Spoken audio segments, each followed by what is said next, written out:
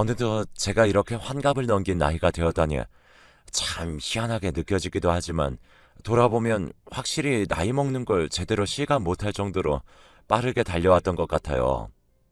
인생이란 게 워낙 다들 이렇게 바쁘고 뭔가에 쫓기듯 사는 게 맞는 것 같기도 하지만 지금 멈춰서 좀 둘러보니까 되게 가파른 길을 걸어왔다 싶어요.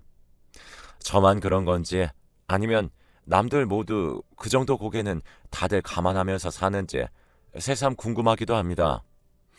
제 인생이 아무래도 초반부터 쉽게 풀리지 않았고 결혼을 한 자체가 잘못된 선택이었나 싶을 정도로 자꾸 제 발등을 찍게 되는 사건들이 쭉 발생해왔기 때문일까요? 양가 어른들의 소개를 통해 만나 결혼하게 된 제 남편은 솔직히 소위 나쁜 사람은 아니었어요.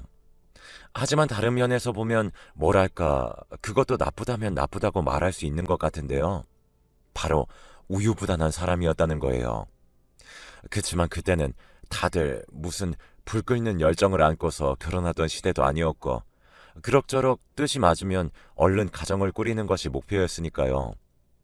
저도 나이가 찼고 제가 남편보다 2살 많다는 것으로 더 들들볶기 시작하는 시어머니의 험담에도 귀를 막고 그냥 결혼하게 되었어요.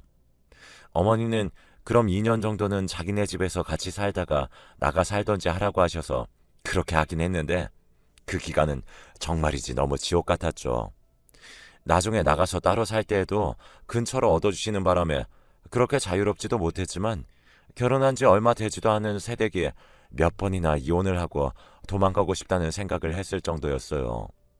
왜냐하면 어머니는 그때 남편이 출근하고 나가면 그렇게 저를 부려먹고 일을 시켜대고 맨날 짜증을 내면서 성질내기 일쑤였기 때문이에요.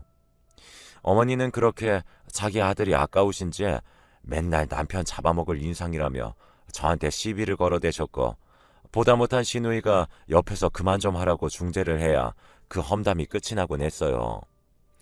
길다면 길고 짧다면 짧은 그 2년간 정말 많은 일이 있었어요. 요즘은 흔히 스트레스라는 말로 표현을 하지만 그때 저도 소위 화병이라는 게 있었는지 월경도 제대로 하지 않고 살도 많이 빠지고 어머니에게 무척 많이 시달렸던 것 같아요.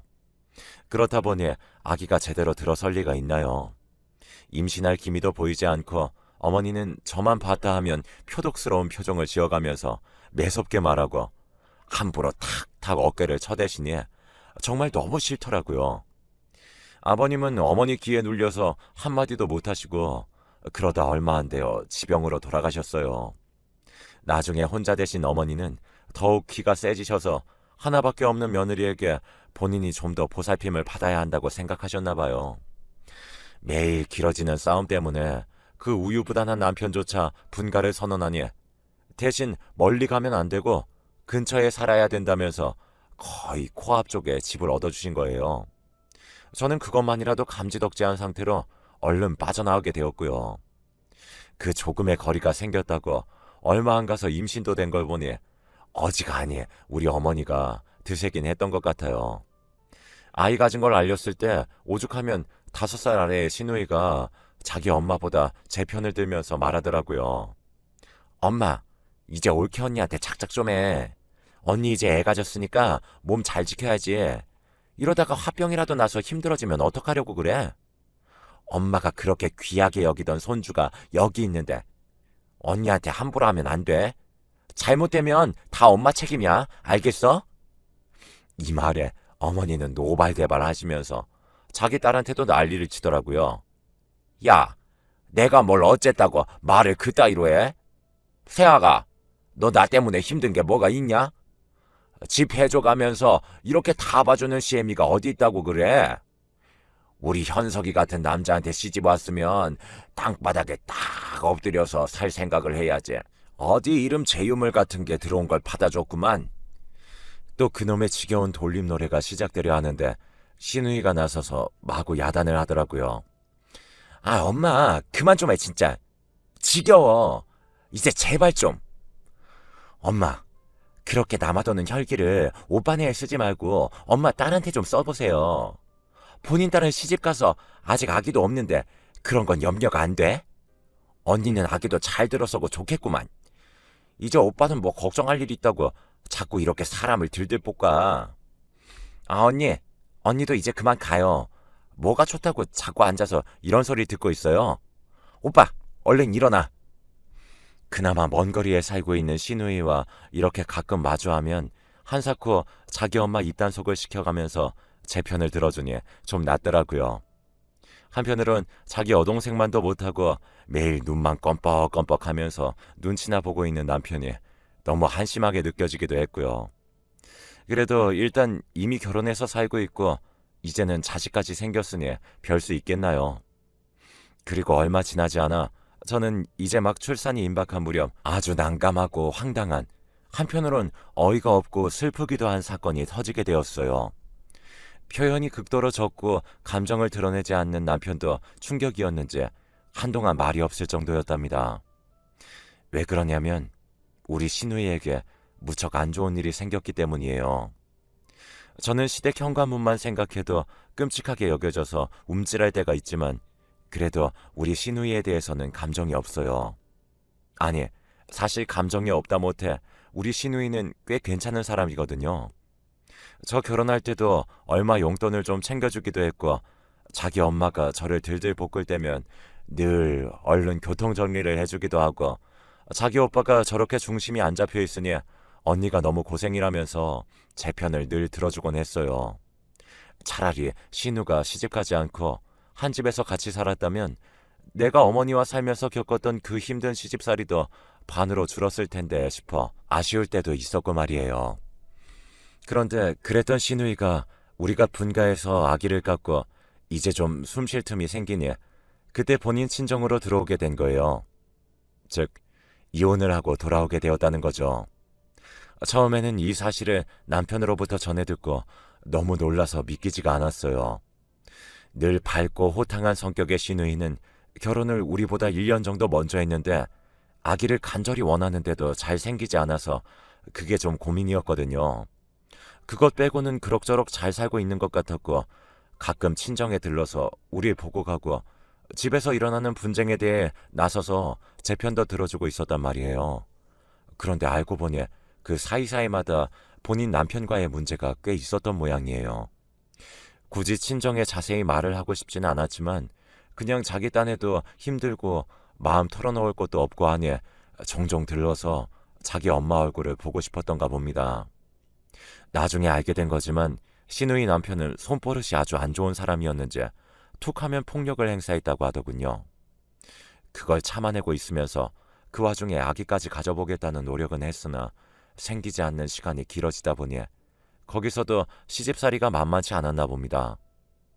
시누이도 자기가 그렇게 똑같이 시집살이를 당하고 있으니 그렇게 제 입장에 공감을 하고 안쓰러웠나 봐요. 하지만 누구나 자기가 험한 일을 겪었다고 해서 비슷한 입장의 사람에게 다 마음을 주고 편들어주게 되는 건 아닐 텐데 말이에요. 우리 시누이는 늘 제 편이 되어주고 등을 쓸어주고 위로해주던 그런 착한 사람이었습니다. 그런데 사실을 듣고 보니 어떻게 저 자그마한 몸집의 여자를 때릴 데가 어디 있다고 그 남편은 그렇게 빗자루를 휘둘러대며 나중에는 시누이의 안쪽 치아가 깨져서 울 정도로 무섭게 굴었던 걸까요? 너무 늦게 알게 된 어머니는 충격을 받으셨는지 그 괄괄하고 한성질하는 분이 며칠을 말도 못하고 알아 누워 계셨어요. 신우는 괜찮다며 이제 남편 안 보고 살아서 너무 좋다고 말하긴 했지만 어딘가 모르게 얼굴에 그늘이 생겼더라고요. 남편이 그때 어찌나 비참해하던지 동생이 결혼해서 그리 사는지 몰랐다며 가슴을 치며 괴로워하더라고요. 안타깝기도 하면서 정작 본인 부인이 자기 엄마한테 시달릴 때에는 별로 몇 마디도 안 거들던 게 생각나서 좀 기분이 묘하긴 했어요. 하지만 그건 어디까지나 우리 부부의 얘기일 뿐 시누이는 상관이 없는 거잖아요. 그렇게 가라앉고 어두운 분위기 속에 얼마 안 있어 저는 딸아이를 낳았어요. 아기를 낳고 돌보는 동안 어머니가 몇 번 들여다보시겠다고 했는데 저는 그게 썩 편치 않더라고요. 요즘 젊은 엄마들 보면 시어머니가 산후조리 해준다고 하면 기겁들을 한다던데 사실 저는 그게 이상하다고 생각하지 않아요. 저희 어머니도 봐주신다고 괜히 오셔서는 밥 세 끼 다 얻어드시고 보통 저를 피곤하게 하신 게 아니었거든요. 그런 와중에 신우가 갑자기 들렀는데 미역국이며 반찬을 몇 개 해서 왔더라고요. 언니 힘들죠? 내가 우리 엄마 여기 출입금지 시켰어요. 엄마랑 나랑 교대했으니까 걱정 말고 편하게 있어요. 나 우리 조카 너무 보고 싶어서 왔어요. 그러니까 애기 좀 마음껏 보게 해주세요. 저는 애 한 번 보는 게 너무 아른거려서 그랬는지 꿈에 나왔다니까요, 글쎄. 신우는 자기가 몸이 안 좋아서 아기를 못 낳는 처지가 되어서 그런지 몰라도 제 딸을 정말 너무너무 예뻐했어요. 한편으론 고마웠던 게 저는 그때 회복이 꽤 느린 편이었거든요. 그래서 한동안 누워서 잘 일어나지도 못했는데 신우가 제 대신 우리의 분유도 먹여가며 제 밥은 밥대로 차려서 놔주고 애기도 씻겨주고 그렇게 늦게까지 같이 있어줬어요. 보다 못해 너무 미안해서 밤늦게 돌아가지 말고 여기서 자라고 했더니 자기가 애기 데리고 자도 되냐며 좋아하더라고요. 덕분에 저는 거의 2달 동안을 제 손에 그다지 물도 안 묻힌 채 신우가 애기도 봐주고 제 밥까지 차려줘서 정말 편히 지냈어요.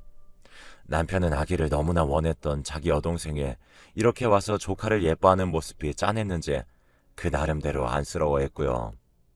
이후로 저는 잘 회복해서 슬슬 유모차도 밀어가며 밖에도 나가고 딸과 시간을 보냈었는데요.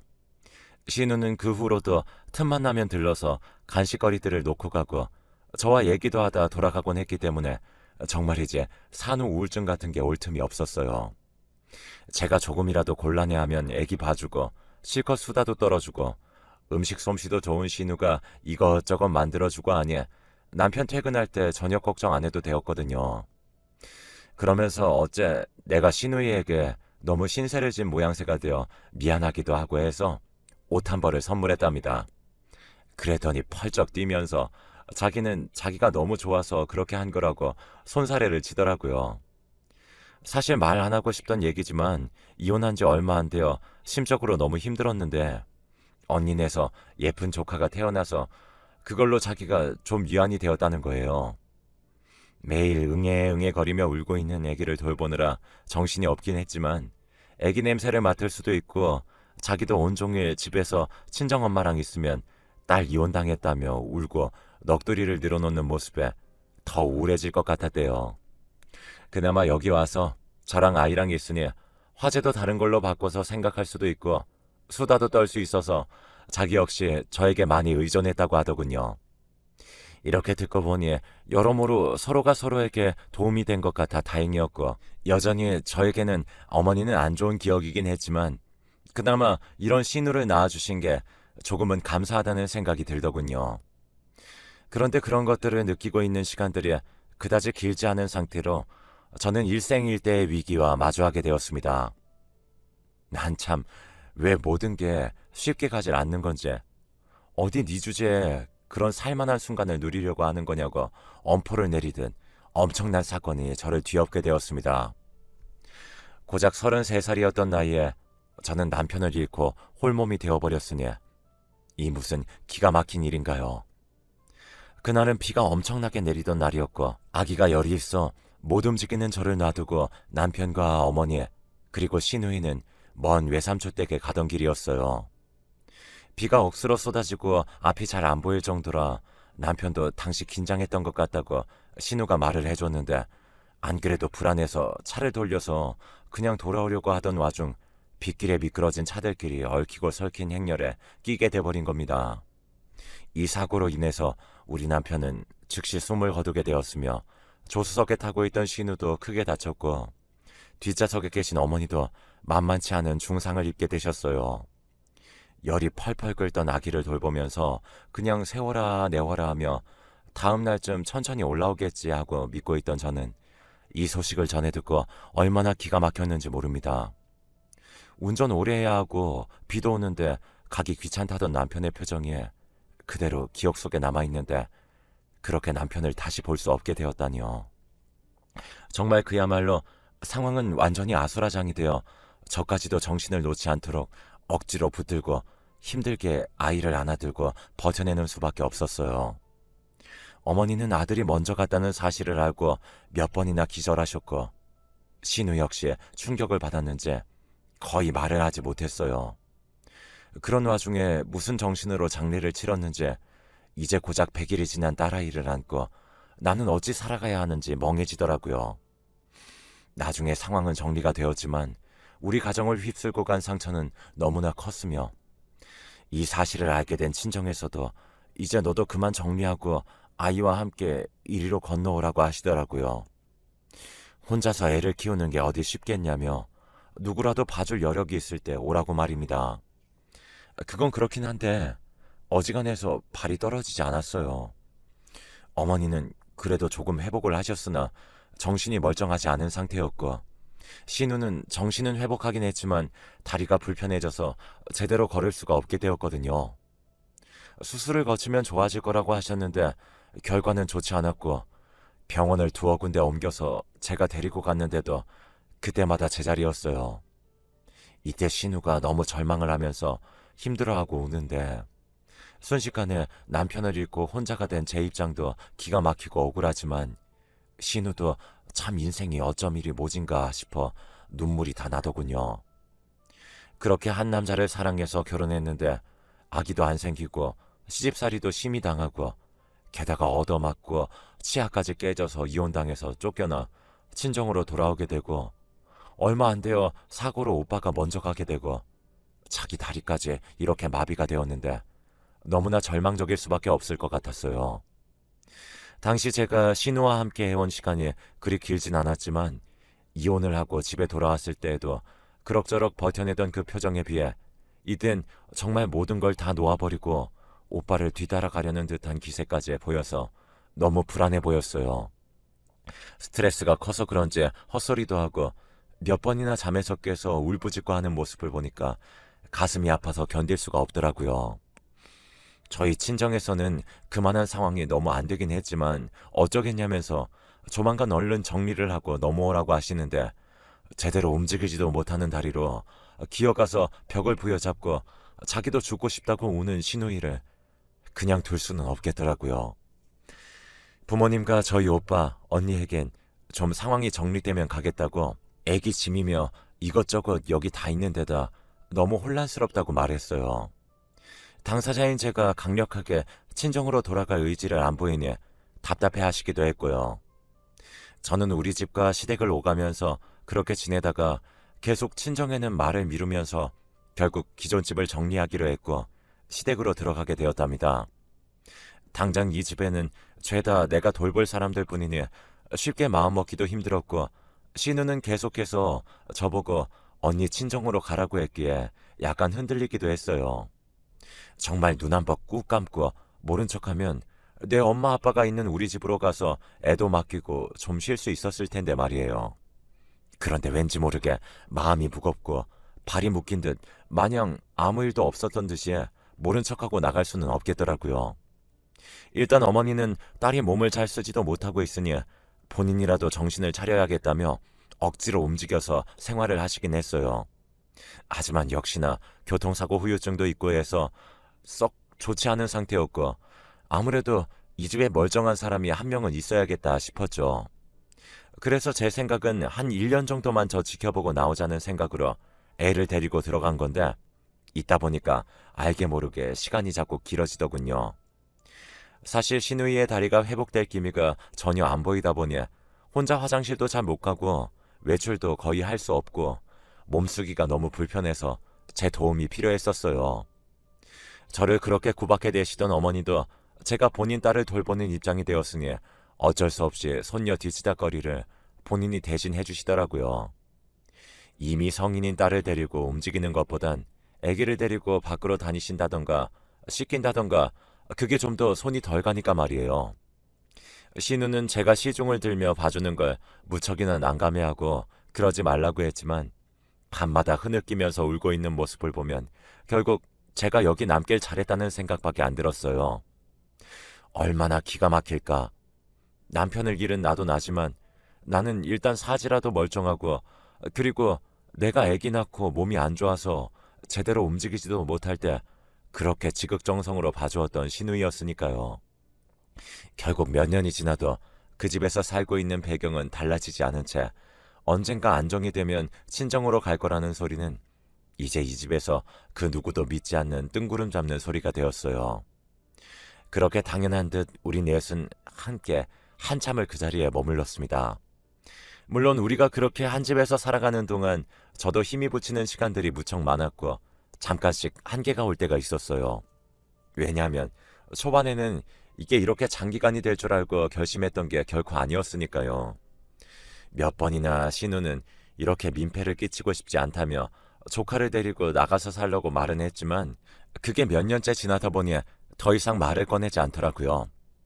그리고 저 역시도 정말 뭔가가 불편하고 견디기 힘들었다면 저도 이 생활을 유지하기는 힘들었을 거예요. 우리 딸도 자라면서 제 할머니와 고모와 엄마가 이렇게 살고 있는 모습을 당연하게 알면서 컸는데요. 얼마 전에 딸도 했던 얘기지만 저도 비슷하게 느꼈던 게 애가 제 아빠 없이 자라긴 했지만 그래도 자기라면 껌뻑 죽는 신용도 하는 할머니 그리고 고모가 챙기고 예뻐해줬던 건 참 좋았던 것 같아요. 다른 부분에서 정서적으로 채워졌던 게 있어 좋았고 자기는 고모와 엄마가 늘 사이가 편안해 보여서 좋았다고 하더라고요. 할머니는 자기에겐 좋은 할머니지만 엄마에게 좋은 시어머니는 아닌 것 같다고 하는 걸 보니 애들도 알 건 다 아나 봐요. 시간이 한참 흘러 우리 신우는 환갑이 가까운 나이까지 본인이 한창 젊을 때 얻었던 사고로 마비된 건강을 되찾지 못한 채 거기에 다른 지병까지 얻어서 많은 고생을 했답니다. 하지만 힘든 와중에도 휠체어를 타고 집안에서 자기가 하고 싶은 일은 어떻게든 하려 했고 자기 손은 멀쩡하다면서 종종 놀이도 하고 조카를 데리고 책도 읽어주고 상담도 해주고 많은 시간을 보냈었어요. 우리가 그렇게 같이 지내고 있는 시간에 대해 서로 차마 이렇게 쉽게 정의를 내리길 겁냈었던 것 같아요. 정말 간신히 붙잡고 있는 시간들이라고 느껴졌으니까요. 입 밖으로 내면 뭔가 또 무너져 버릴 것 같은 그 두려움이 있었기에 그냥 이렇게 나란히 매일 내 옆에 누군가가 있다는 생각을 하면서 하루하루 버티고 또 버텼던 것 같아요. 10년 전에는 어머니가 돌아가셨고 신우는 작년에 지병으로 인해 먼저 하늘로 가게 되었어요. 어머니가 가신 뒤 9년, 그리고 본인 오빠를 떠나보낸 지 30년이 되어 따라가게 된 셈이었죠. 저는 그 집에서 아직 결혼하지 않은 딸과 함께 살아가고 있답니다. 마지막으로 신우와 대화를 나눴던 밤에 저에게 했던 말이 계속 마음속에 남아있어요. 언니, 나는 언니한테 감히 미안하다고도 고맙다고도 말을 못하겠어요. 그냥 언니에게 너무 좋았다고 다 너무 좋기만 했던 시간들만 보냈다고 말해주고 싶어요. 언니 없었으면 난 진작에 오빠 따라갔을 거야. 언니 덕분에 내가 이렇게 내 명대로 살다가 가나 봐요. 한편으론 이렇게 오래 살아서 미안하기도 하고 이제 언니도 희진이랑 편하게 여행도 다니고 했으면 좋겠어요. 그렇게 제 손을 만지작거리면서 자꾸 눈에 차오르는 눈물이 뚝뚝 떨어지는 걸 제가 계속 손수건 방향을 바꿔가며 닦아줬던 날이 떠오릅니다. 그러면서 신우는 얼마 안 되는 돈이라면서 저와 딸아이에게 자기가 그간 가지고 있던 재산을 전부 전달해 주었어요. 보험 수령자까지 저로 바꿔두고 그것에 대해서는 별다른 설명도 없이 말이에요. 진작 더 일찍 줄 수 있었으면 좋았을 텐데 참 야속하게도 명이 이렇게 길었다며 그 와중에도 농담을 하듯 있는데 저도 웃을 수가 없더라고요. 이제 저는 환갑을 넘겼고 딸아이도 30대이니 언젠가 결혼을 한다던가 하면서 자기 삶을 찾으러 가게 된다면 저도 이 집에 혼자 남게 되겠죠. 지금 당장은 그런 시간들이 실감나지 않지만 그때가 온다면 왠지 대뜸 신우 생각이 많이 날 것 같아요. 어쩌다 보니 시간이 정말 무서운 속도로 빠르게 지나갔고 내 친형제 자매보다 더 오래 살을 부대끼며 살았으니까 말이에요. 엄청나게 큰 정이나 우애 같은 사랑이라는 그런 거창한 것을 주고받고 산 것도 아니고 인간으로서 서로 감정을 드러내기도 하며 지칠 때도 있었지만 그래도 저에게 있어 신우는 함께 살기에 까다로운 사람이 아니었어요. 어찌 보면 나도 남편을 잃고 지쳐 있을 때 내 손이 필요했던 신우를 돌보면서 몸은 좀 힘들지 몰라도 정신은 조금씩 다른 부분으로 단련되어지고 있었던 걸지도 모르겠고요. 힘들다면 힘든 시간이었지만 끝낼 수는 없어서 붙들고 있었던 저의 기묘한 인연이 바로 신우이였어요. 이 나이가 되고 나서 누군가 떠나고 남는 것은 자연스러운 순리라고 생각했는데 여지껏 아니라고 부정하고 있었지만 신우이를 보내고 난 뒤 저도 내심 속이 허했나 봐요. 이런 얘기를 누군가에게 말하고 털어내고 싶은 마음에 글까지 쓰고 말입니다. 앞으로 또 다른 길들이 열릴 것 같은데 그 전까지 조금만 더 생각에 잠겨 있고 싶으니 참 이상한 일이네요. 딸도 요즘 엄마가 많이 감성적이 된 것 같다면서 고모가 가고 더 그런 것 같다고 말을 하더라고요. 아무쪼록 잘 정리하고 앞으로 펼쳐질 날들을 새로 바라보면서